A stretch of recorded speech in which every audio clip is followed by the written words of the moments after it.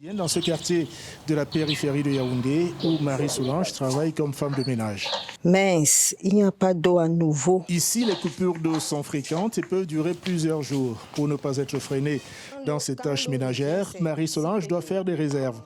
Bidon, bassine, seau, tout est bon pour stocker le précieux liquide. Par semaine, on peut couper 4 fois.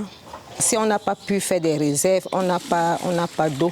Chercher les enfants pour aller puiser avec des bidons dans des forages. Quelques centaines de mètres plus loin, ces jeunes font la queue pour s'approvisionner en eau potable. C'est une course contre la montre pour se ravitailler avant la fermeture. Contrairement aux autres fontaines qui sont payantes, celle-ci est gratuite, une initiative de Raymond Kebou. J'ai fait ce puits pour moi-même. Chaque fois, la profession venait cogner devant la porte qui demandait, il voulait de l'eau. Bon, chaque fois où dormait, on cogne. Madame, avec moi et madame, on a trouvé que c'est judicieux de faire un robinet en route. Bon, je vois que les gens ne suivent plus, les gens ne boivent plus l'eau, ça, parce que l'eau est tiétée. Un peu plus loin, les engins de forage tournent à plein régime.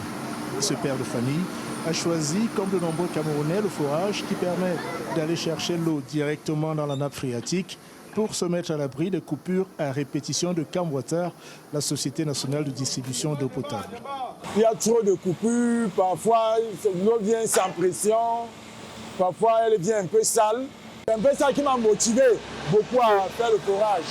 Pour renforcer sa production, la Camwater, qui n'a pas répondu à notre demande d'interview, a mis en service en 2024 le projet d'alimentation en eau potable de Yaoundé à partir du fleuve Sanaga.